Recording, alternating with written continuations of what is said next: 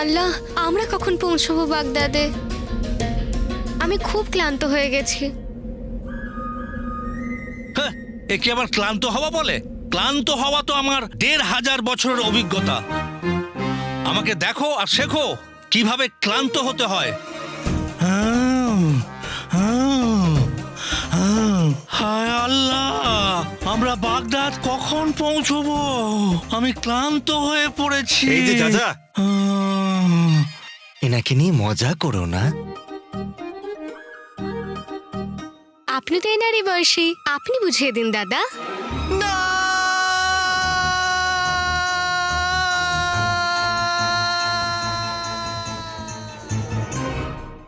হাদা ভোদা, বালি কাদা, কালো সাদা, যা খুশি বলো, কিন্তু আমাকে দাদা বলো না জিনিমিনি। চিনির থেকেও মিষ্টি, আমি হলাম জেনিমিনি। জি জি, তোমার এসব কথায় রাগ দেখানো উচিত। আমি রাগই তো করছি। আমাকে দেখো আর শেখো কিভাবে রাগ দেখাতে হয়। আমার রাগ হওয়ার ১,৫০০। বাগদাদে পৌঁছে তোমার এই ১,৫০০ বছরের অভিজ্ঞতা যেন কাউকে শোনাতে চেও না। বাচ্চার মতন দেখতে, বাচ্চাদের মতন ব্যবহার করবে, নয়তো লোকেরা সন্দেহ করতে পারে। শুনলে চাচা, আকা কি বললো? কোনো যদি গন্ডগোল করেছো। গন্ডগোল গন্ডগোল করা তো আমার ১,৫০০ বছরের কোনো গন্ডগোল হবে না আকা, কোনো গন্ডগোল হবে না। আকা, আমরা বাগদাদ কখন পৌঁছবো?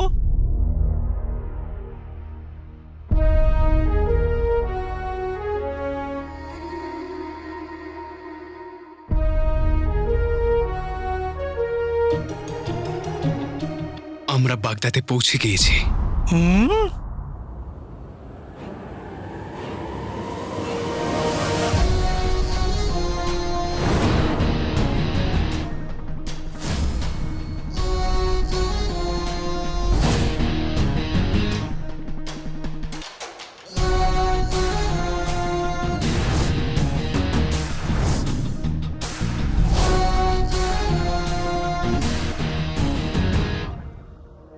যাকে ভুলেছে এই শহর শুধু রয়ে গেছে স্মৃতিতে। মৃত্যুকে পরাস্ত করে সে ফিরে এসেছে বাগদাদেতে।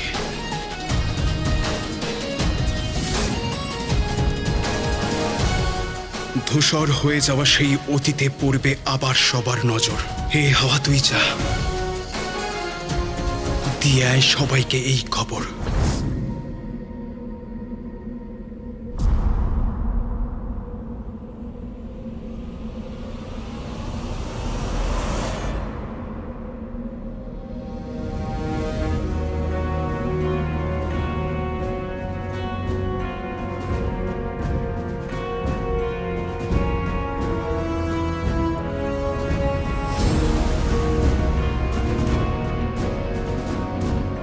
এক বছর পরে এমন আনন্দ অনুভব হচ্ছে। আজ আমি সিমুয়ের পায়েস তৈরি করে সকল গরিবদের খাওয়াবো। এমন মনে হচ্ছে যেন যেন আনন্দ ছুটে আসছে, যেন যেন আলী বাড়িতে ফিরে এসেছে।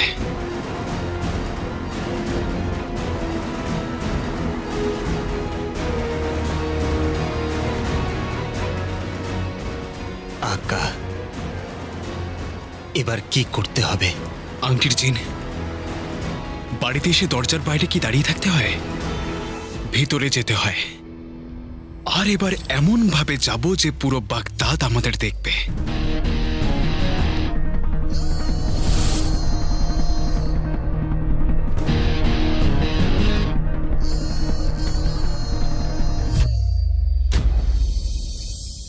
আমি রাজকুমার ইয়াসমিনের হবু স্বামী।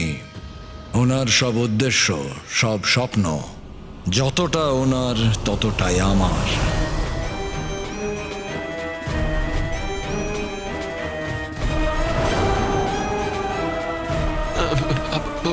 ভাই জাফর, ভাই ভাই আমার ভাই, এসব কি বলছো? কি বলছো এসব? যখন রাজকুমারী রাজকুমারী রইলেন না, তখন তুমি হবু স্বামী কি করে? জব্বার!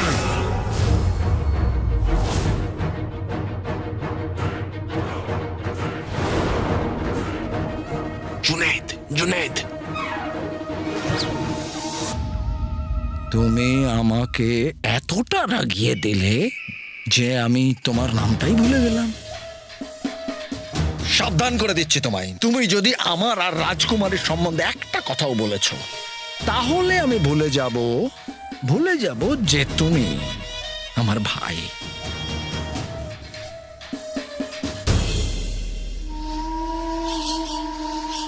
সময়টা কঠিন ঠিকই, কিন্তু আমি নিজের কর্তব্য থেকে পালিয়ে যাওয়ার লোক নই। সম্পর্ক কি করে রক্ষা করতে হয় সেটা আমি জানি। মালিকা বেগম, এই ছোট আংটিটার জন্য আমি সম্পর্ক আর দায়িত্বের বন্ধনে জড়িয়ে গেছি, আর যেটাকে ভাঙার মতো ক্ষমতা আমার মধ্যে নেই।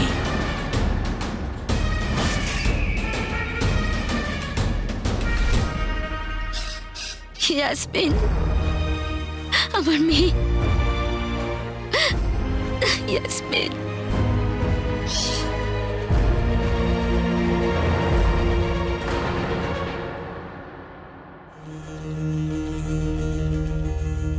প্রয়াত মহামান্য বাদশার বিশ্বস্ত ওয়াজির হবার জন্যে, রাজকুমারী ইয়াসমিনের হবু স্বামী হবার জন্যে,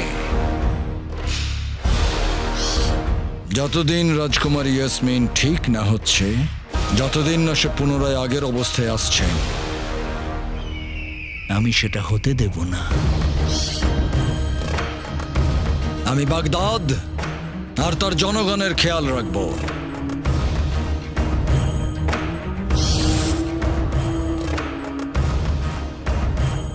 মহামান্য বাদশাহ রাজকুমারী ইয়াসমিনের দেখা প্রত্যেকটা স্বপ্ন আমি পূরণ করব।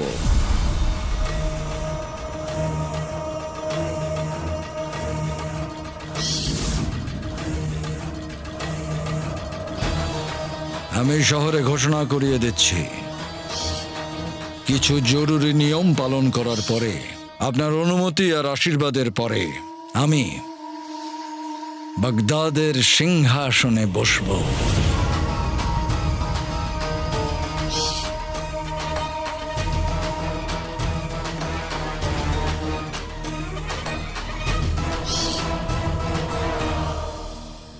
অনুমতি দিলাম।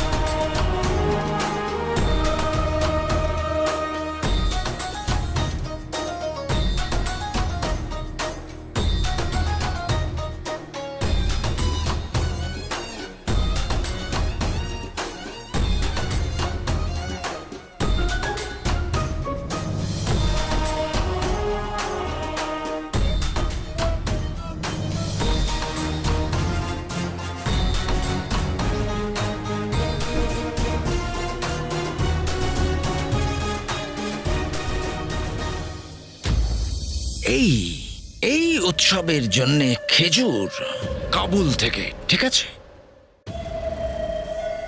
কেশর কাশ্মীর থেকে, আর ফানকার মিশর থেকে, আর পোশাক চীন থেকে। বুঝে গেছো আমার লালেতি জান? বাহ আকা বাহ, আমি আজ অব্দি আপনাকে এতটা খুশি হতে দেখিনি। হ্যাঁ হ্যাঁ, কারণ আজ পর্যন্ত আমি এত খুশি হইনি। আমি হতে চলেছি বাগদাদের বাদশাহ। আমি বুঝতে পারছি না আমি আমার এই আনন্দটাকে লুকোবো কি করে, কারণ লোকের মধ্যে তো এই দুঃখটা আছে যে রাজকুমারী তোতা হয়ে গেছে। বোকাদেরকে আরো বোকা বানানো খুব একটা মুশকিল কাজ নয়, কিন্তু আমার সব থেকে প্রিয় প্রদীপের জিন, আমার সব পদক্ষেপে তুমি আমার সঙ্গ দিয়েছ, তাই আজ আরেকবার আমি তোমার নজর কাটাবো।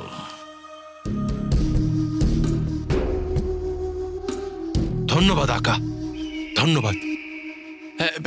এবার জুড়ে দিন। কি? নজর যেটা আপনি কেটেছিলেন সেটা জুড়ে দিন। আরে তোমার এই সরলতাতেই আমি শেষ হয়ে যাব। ধন্যবাদ আকা, ধন্যবাদ। আচ্ছা শোনো, হুম। এই উৎসবে অনেক অনেক ধনী সুলতান আর বাদশারা আসবেন।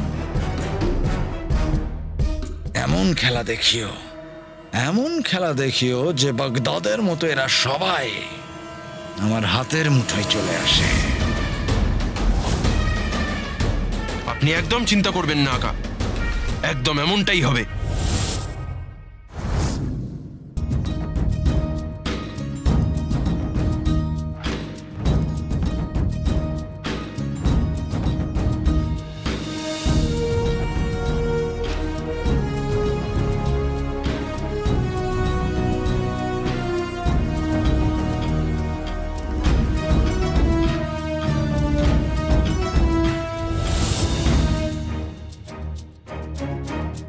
ছোট কিন্তু বড়ই চতুর, বুকে সাহস ভরা আর ক্ষমতাও প্রচুর, মিঠাইয়ের ভক্ত তবু শরীরে সে তেজি।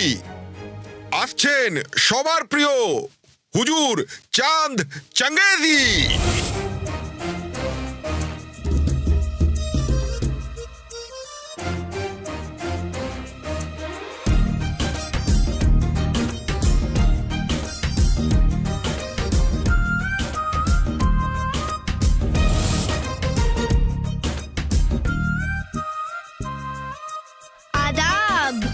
আদাব। কত মিষ্টি বাচ্চা। তুমি আমাকে বাচ্চা? এটা আমি কি করছি? আকা বাচ্চাদের মতো থাকার হুকুম দিয়েছেন, তাই তো আমি বাচ্চাদের মতো কথা বলছি। হুকুম তো পালন করতে হবে। বাচ্চাকে বাচ্চা বলবো না তো কি বুড়ো বলবো? আসলে আমার আলী দাদা সব সময় বলে যে মিথ্যুককে সত্য, চোরকে নিষ্পাপ, আর বাচ্চাদের বাচ্চা বললে ওদের খুব খারাপ লাগে। ধন্যবাদ। তোমরা আমাকে তো দেখলে, এবার আমার দিদির সঙ্গে দেখা করে নাও। ও নতুন বন্ধু বানাতে আর সাঁতার কাটতে খুবই ভালোবাসে। ঘৃণা করে শুধু একটাই জিনিসকে, যারা মাছ খায় তাদেরকে। তাহলে দেখে নিন আমার দিদিকে, সারা।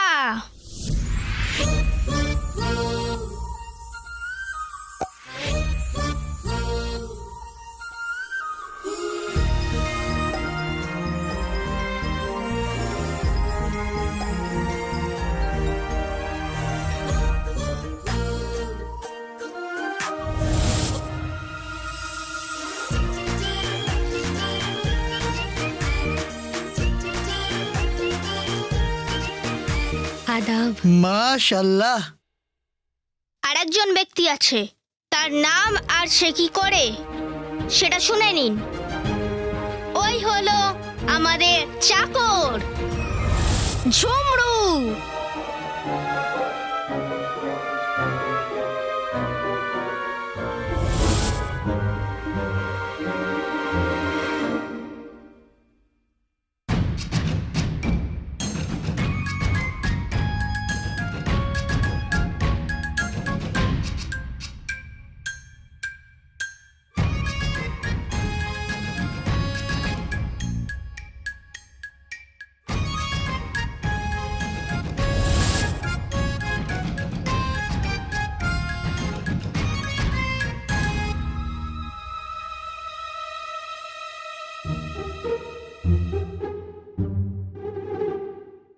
সালাম।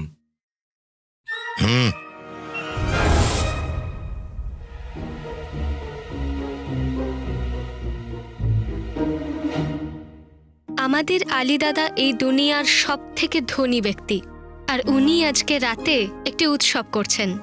আর উনি চান যে আপনারা সবাই যেন উপস্থিত থাকেন। হ্যাঁ, আমরা সবাই এখানকার উৎসবে এসেছি। আজ ওয়াজিরে আলা সিংহাসনে বসবেন। তোমাকে আর তোমার ধনী আলী দাদাকে আমরা কেউ এখনো পর্যন্ত চিনিই না। আমরা আসবো না, চলো।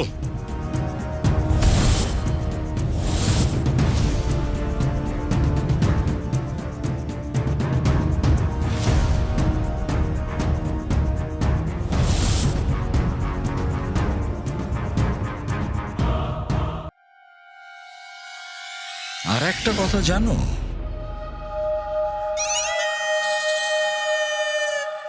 কখনো কখনো আমি এটা ভাবি যে আল্লাহ আমাকে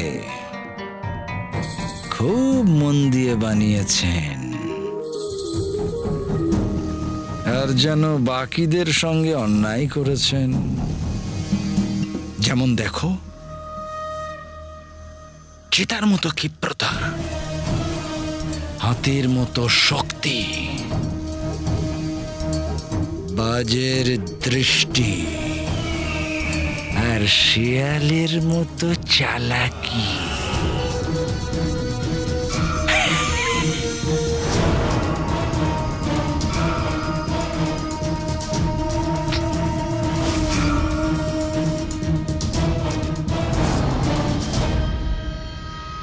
বাহ, কিন্তু আমি মানুষটাই চালাক। এখন নিজেই দেখো, আমি কিরকম ভাবে বাগদাদের জনগণের মধ্যে ভয় ঢুকিয়ে দিয়েছি যে রাজকুমারীর কিছু হয়ে গেছে, যাতে ওদের এটা মনে হয় যে আমি রাজকুমারীকে নিয়ে চিন্তা করি। আর ঠিক সেই সময় বিশ্বস্ত লোককে দিয়ে বাগদাদের মধ্যে এই খবরটাও ছড়িয়ে দিই যে রাজকুমারী ভালো নেই। তাই এখন ঘাবড়ে গিয়ে লোকেরা আমাকে সুলতান দেখতে চায়।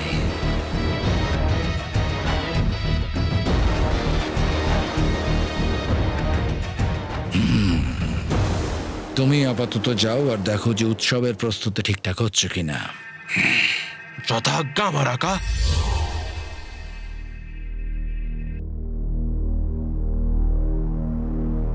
আর কিন্তু আকা, আপনি তো পুরো হুকুম করলেন না। আপনি তো এটা বলতে ভুলে গেলেন যে আমি ওখানে কি পোশাক পরে যাব, জুনায়েদ খানের নাকি নিজের পোশাক পরে? আকা, আপনি বাগদাদের বাদশাহ হতে চলেছেন, এই জন্য ঠিকঠাক ভাবে পুরো হুকুম করুন। এই আধখ্যাচড়া হুকুম ভালো লাগে না। যখন জিনেরই মাথায় বুদ্ধি অর্ধেক, তখন আকার পুরো হুকুম শুনে কি করবে? তুমি নিজেই ভাবো, যদি তুমি জিনের পোশাকে ওখানে যাও তো লোকেরা তোমায় চিনে ফেলবে না? আকা, এবার আপনি ভাবুন, যদি আমি ওখানে জুনায়েদ খানের পোশাক পরে যাই তাহলে লোকজন বুঝতে পারবে না যে আমিই জুনায়েদ খান? আর তাতে কি অসুবিধা হবে? আরে এটা তো আমি ভাবিনি। বাবার জন্য আমি আছি। তুমি জুনেদ খানের পোশাকেই ওখানে যাবে। যথাজ্ঞা আকা।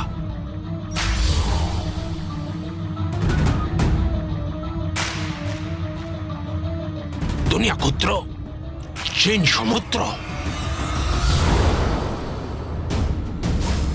সরল,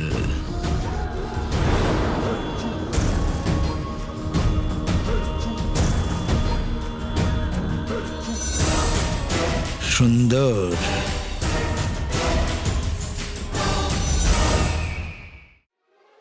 মনে হচ্ছে এদের আলীর ক্ষমতা দেখাতেই হবে। ঝুমরু, লেগে পড় কাজে। যথা আজ্ঞা। দাঁড়ান।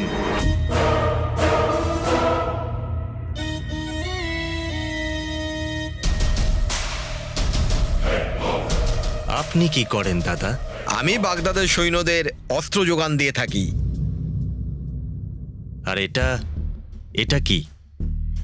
এটা বিশেষ উপহার ওয়াজিরে আলার জন্য।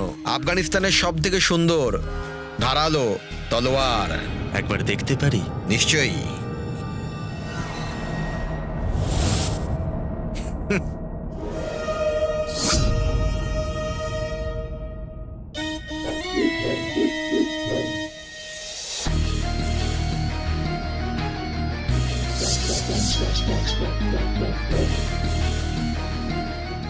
তোমার চুল চুল?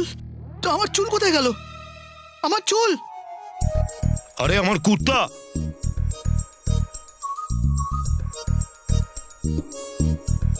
আরে আমার পাজামা!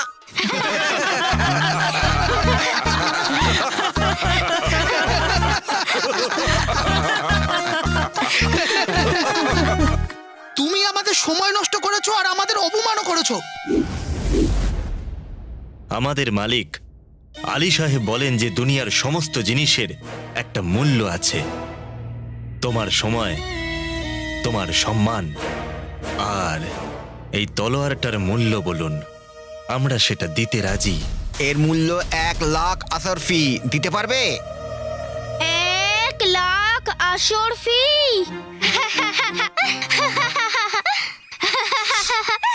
আমরা তোমাকে 1 লাখ নয় 10 লাখ আসর ফি দেবো, গুনতে পারবে? একটা তরোয়ালের মূল্য 10 লাখ আসর ফি? আমাদের আলী দাদা আম পাড়ার জন্যও পাথর নয়, আশারফি ছড়ে। যদি আমরা চাই তাহলে তোমাদের সব উপহারগুলো অনেক বেশি দাম দিয়ে কিনে নিতে পারি এক্ষুনি।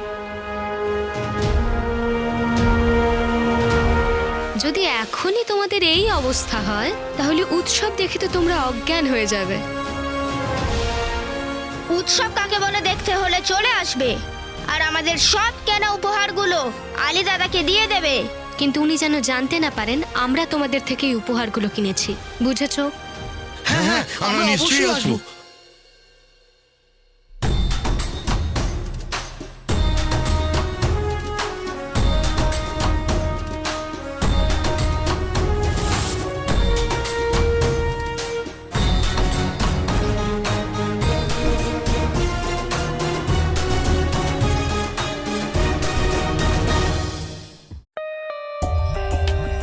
For more updates, subscribe to our channel, click the show links and enjoy watching the videos.